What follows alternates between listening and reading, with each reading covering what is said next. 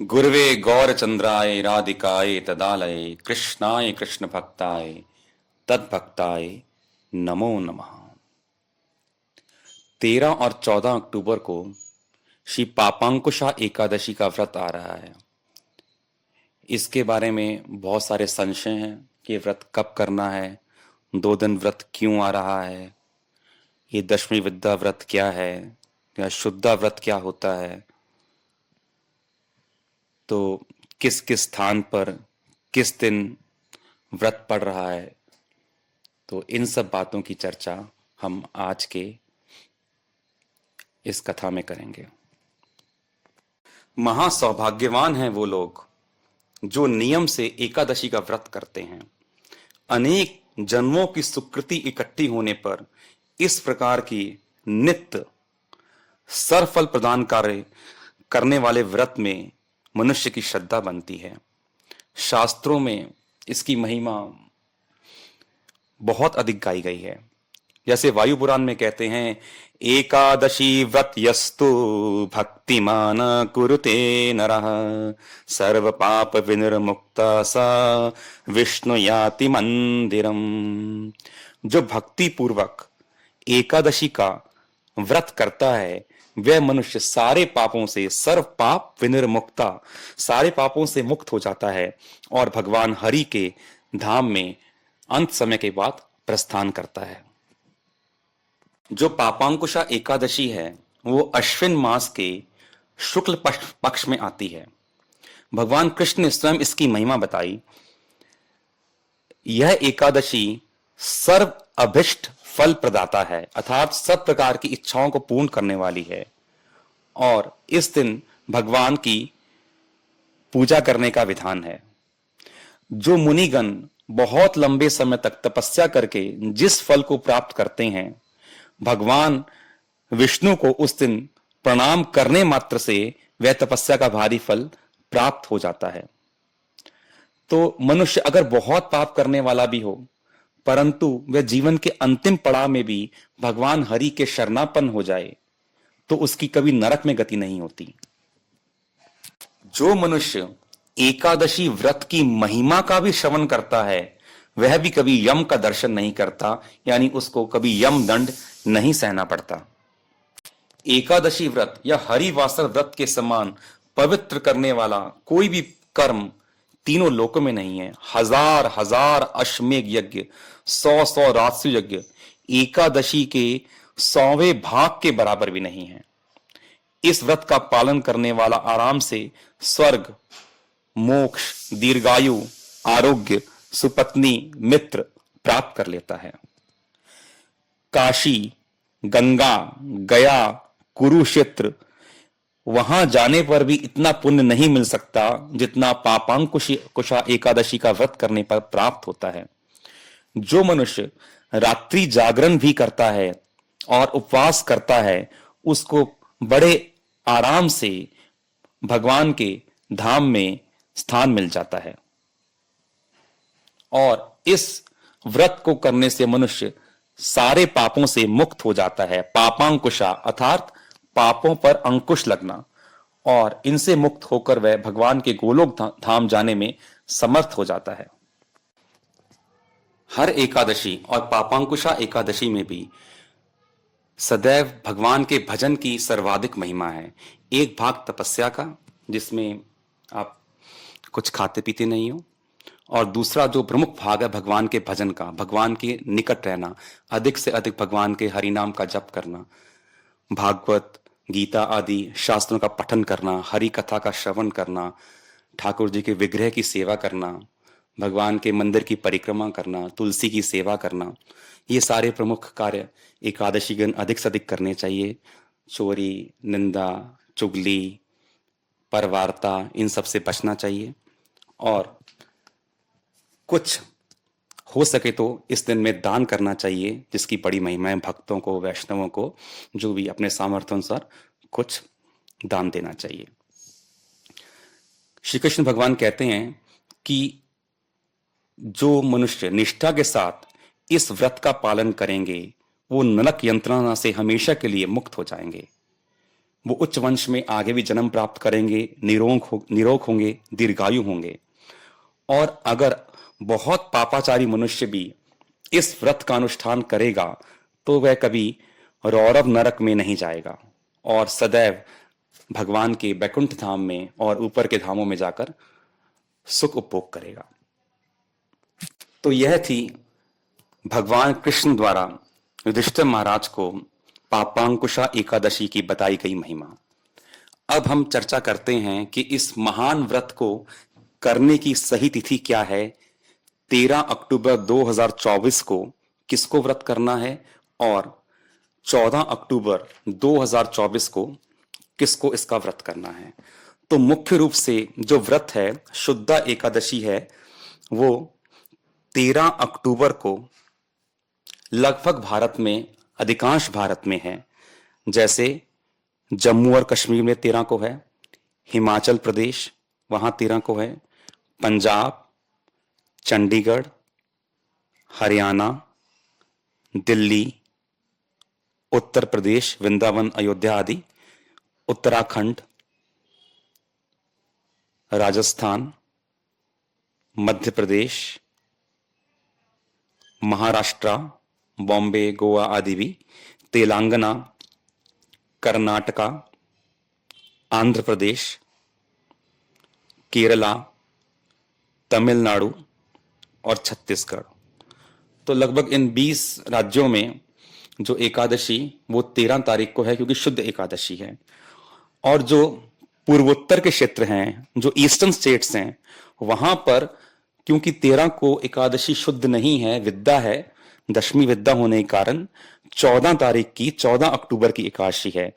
तो जो पूर्वोत्तर के लोग हैं वो कृपा करके अपने शहर में अवश्य चेक कर लें सूर्योदय का समय, जो आगे मैं बताऊंगा, जिसके हिसाब से देखा जाएगा कि उनके शहर में एकादशी है कि नहीं, 13 की है या 14 की है।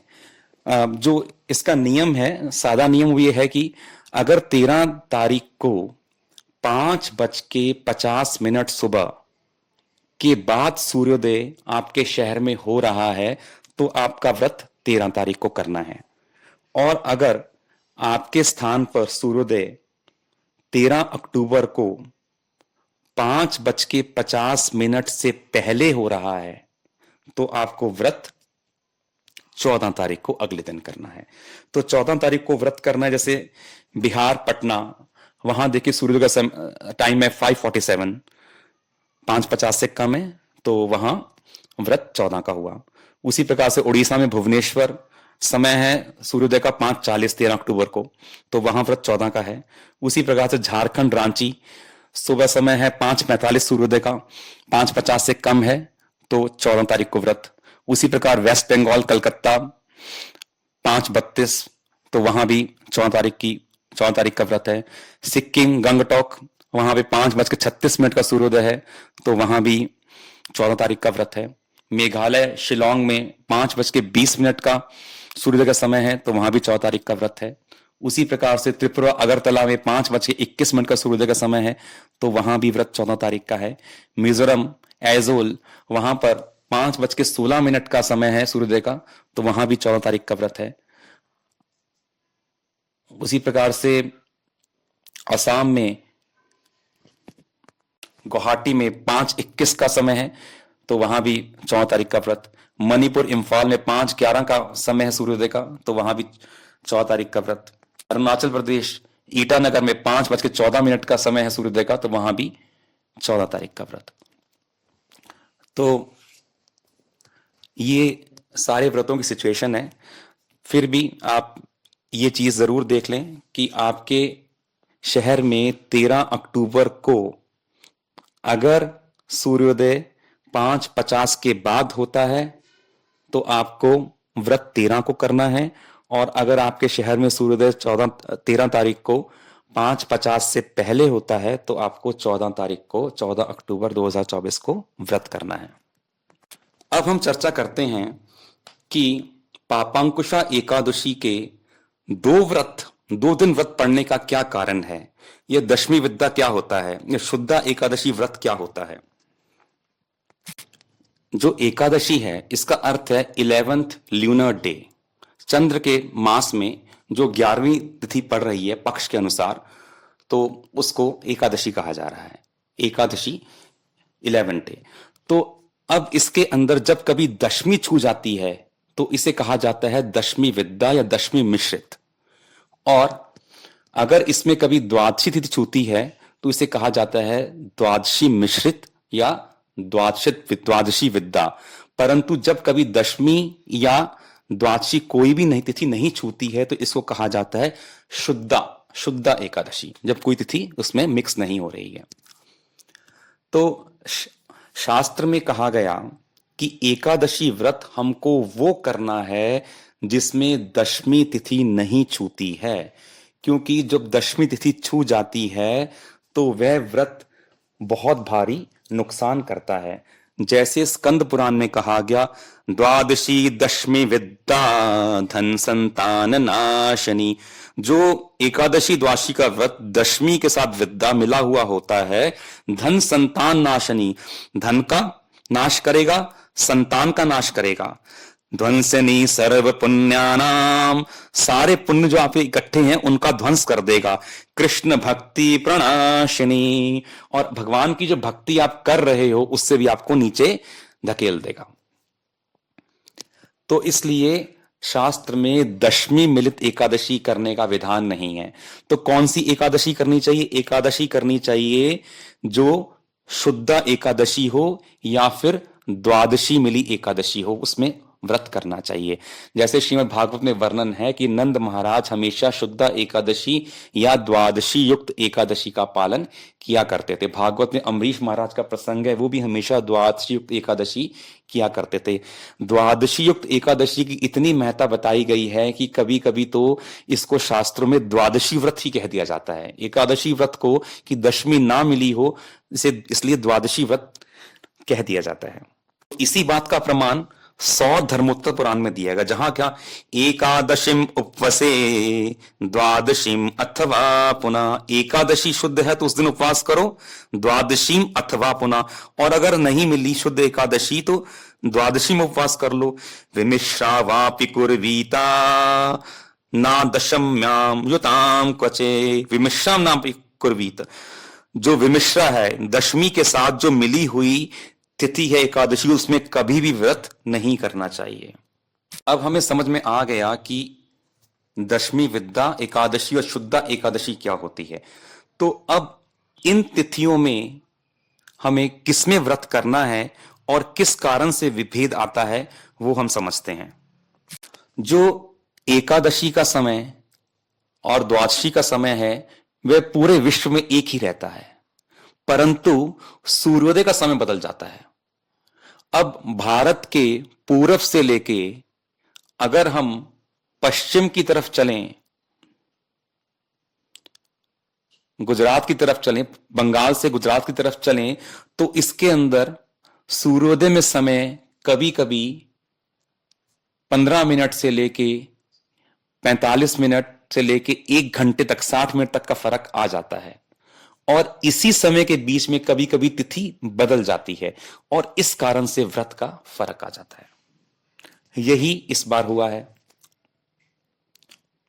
कलकत्ता में जो सूर्योदय का समय है वो 13 अक्टूबर को 5:32 है, और वही वृंदावन में या मथुरा में, दिल्ली में वो समय 6:18 है।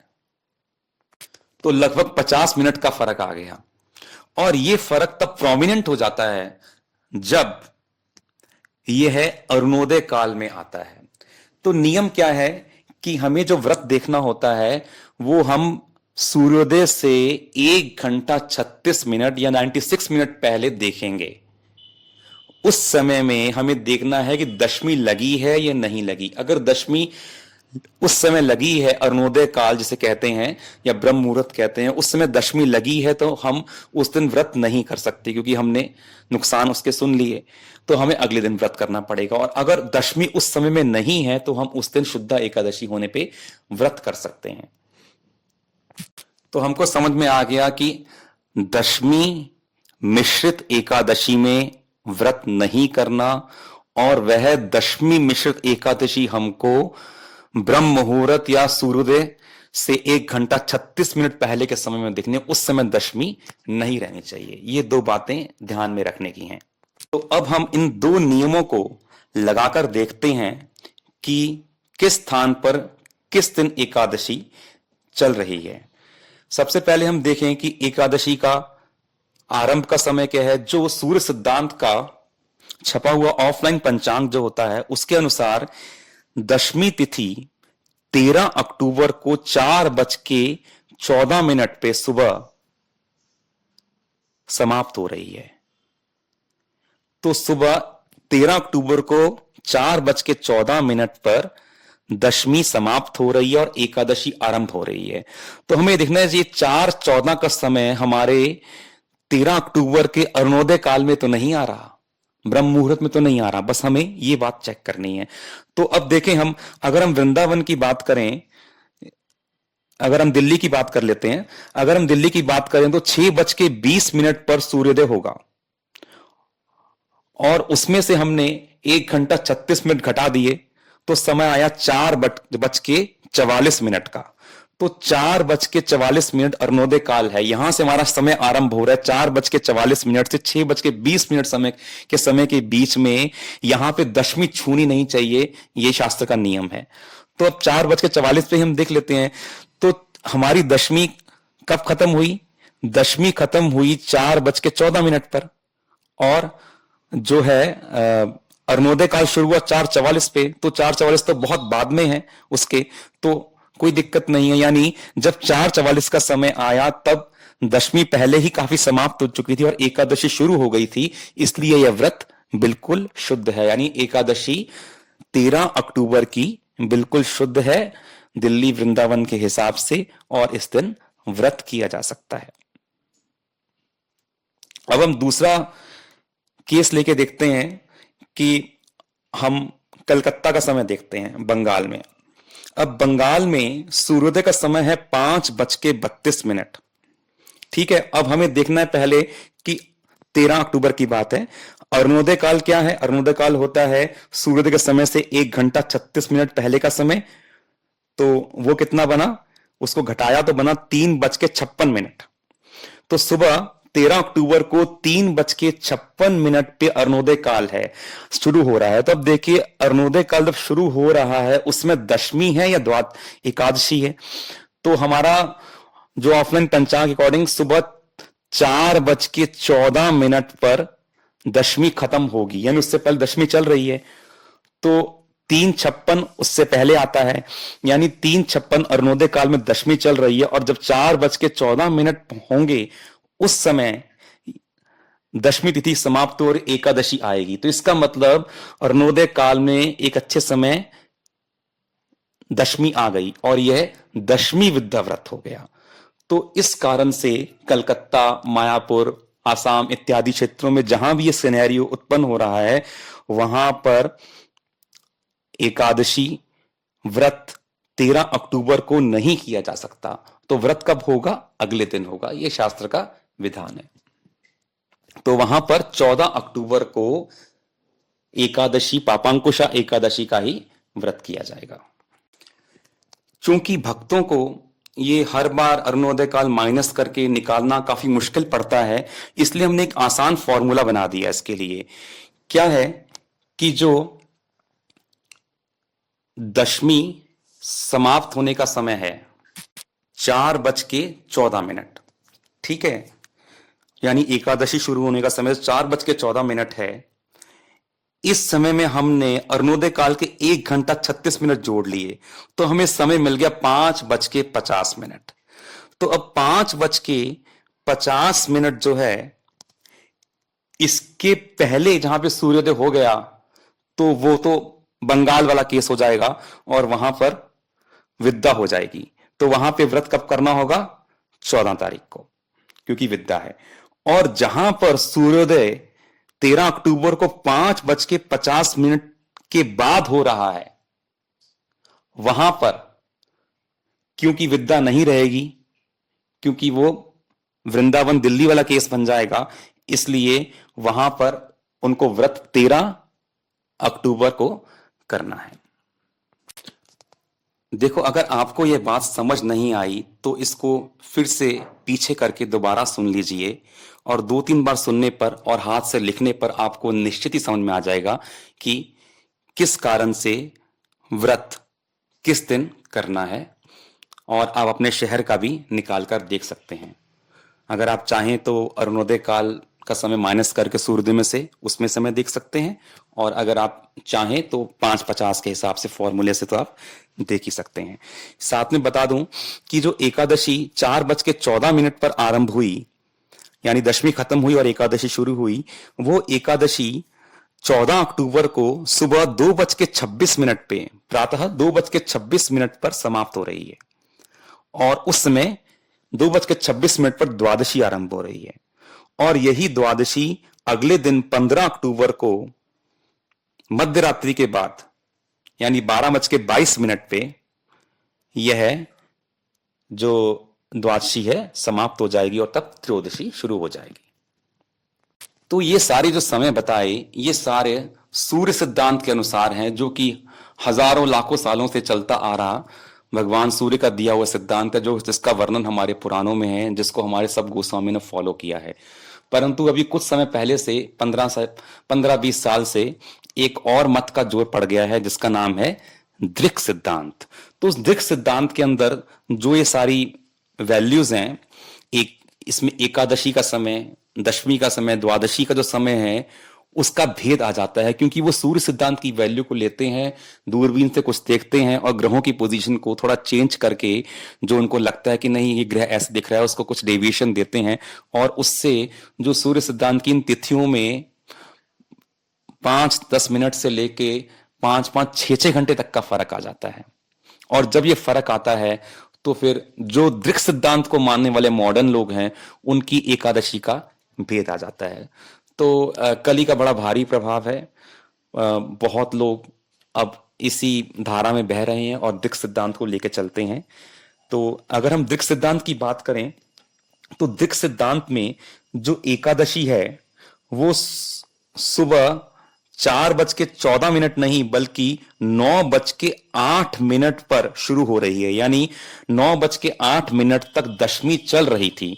तो दशमी का सिद्धांत, एकादशी में अरुणोदय काल में अगर दशमी रहती है तो वह व्रत निषेध होता है।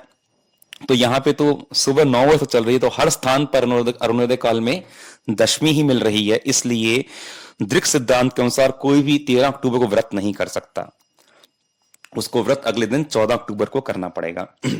जो दृक् सिद्धांत है, इसके अनुसार जो एकादशी अगले दिन 14 अक्टूबर को 6:41 पर समाप्त हो रही है, जबकि सूर्य सिद्धांत में वो 2:26 पर समाप्त हो रही थी। और वही जो द्वादशी तिथि है, वो दृक् सिद्धांत के अनुसार 3:42 पर समाप्त हो रही है 15 अक्टूबर को, जो कि सूर्य सिद्धांत में सुबह भोर में 12:22 और 15 अक्टूबर को समाप्त हो रही थी। तो इसमें काफी फर्क है समय का, इसलिए तिथियों का, पारण का, हर चीज का भेद आता है।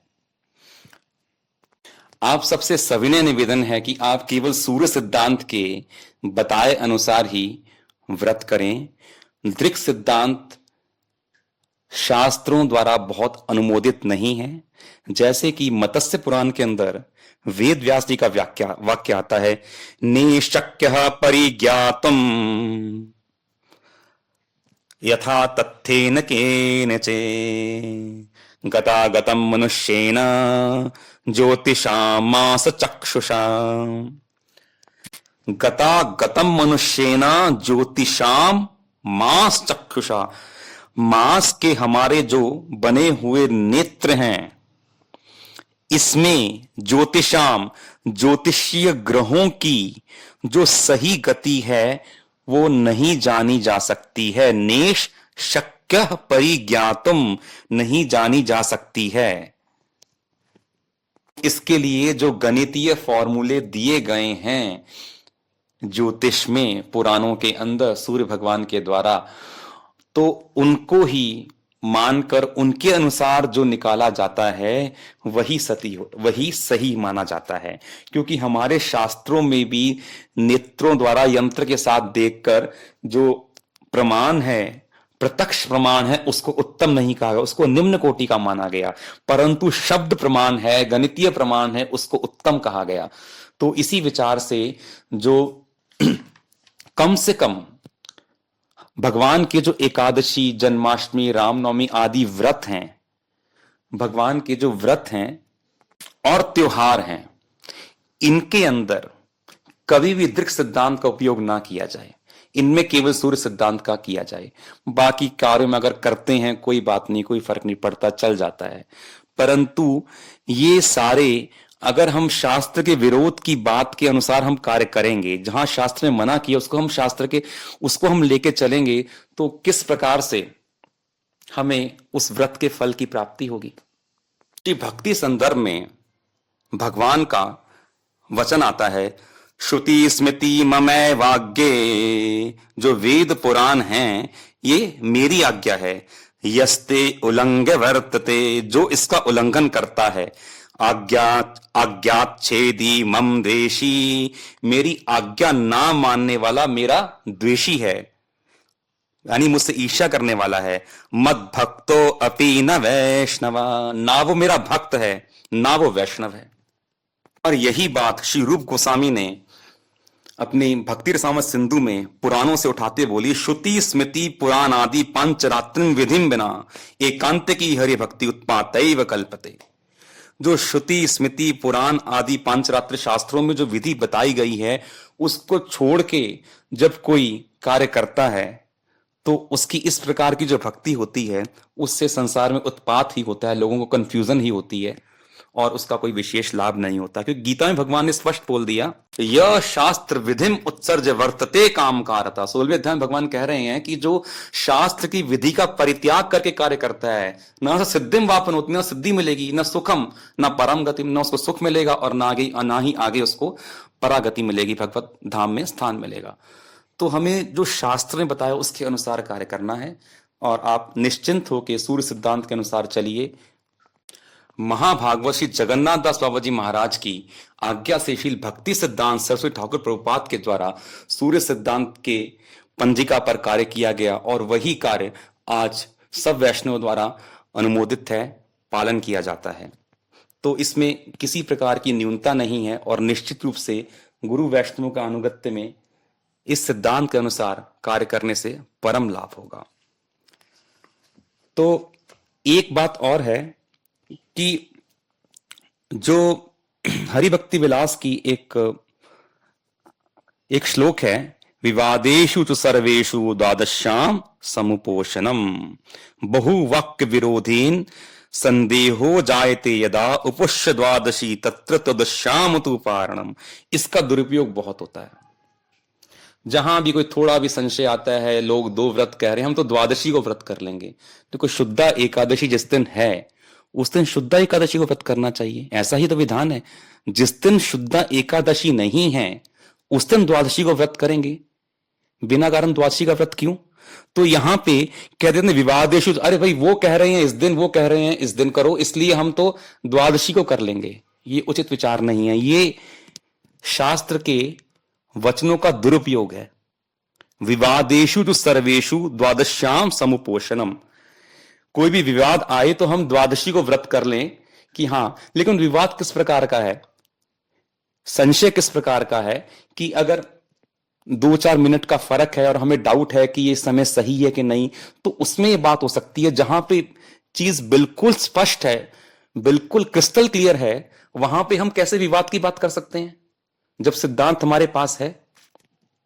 तो जो लोग सोचते हैं आसानी के लिए, अरे कोई बात नहीं, कौन इतना माथा पच्ची करेगा किस स्थान पर किस दिन एकादशी, हम तो द्वादशी को व्रत कर लेंगे, ये भी शास्त्र के वचनों का दुरुपयोग और उल्लंघन है। निश्चित रूप से वो एकादशी के सम्यक फल से वंचित होंगे। फिर भी मेरी इन बातों से किसी को कष्ट पहुंचा हो तो हाथ जोड़कर क्षमा प्रार्थना करता हूं। केवल गुरु वैष्णवों के बताए अनुसार, शास्त्र के बताए अनुसार बातों को सामने रख रहा हूं। अब एक बार फिर से हम देख लेते हैं भारत में मुख्य रूप से एकादशी 13 अक्टूबर को है। उत्तर भारत, पश्चिम भारत, मध्य भारत, दक्षिण भारत सब स्थानों पर एकादशी 13 तारीख की है। और जो पूर्व की ओर का भारत का अंश है, पूर्वांचल इत्यादि है, पूर्वोत्तर भारत है, उस स्थानों पर एकादशी मुख्य रूप से 14 तारीख की है। तो जो पूर्वोत्तर पूर्वोत्तर क्षेत्र के लोग हैं वो निश्चित रूप से ये चेक कर लें कि उनका सूर्योदय का समय 13 अक्टूबर को क्या पड़ रहा है। 13 अक्टूबर को जिसके भी यहाँ पर सूर्योदय 5:50 से पहले है उनको 13 अक्टूबर को व्रत करना है। और जिनके भी यहाँ सूर्योदय 5:50 के बाद है वो व्रत को 13 अक्टूबर को करेंगे। वांछा कल्पतरुभ्यश्च कृपा सिंधुभ्येव च पतितनां पावनेभ्यो वैष्णवेभ्यो नमः। हरे कृष्ण कृष्ण कृष्ण हरे हरे, हरे राम राम राम हरे हरे।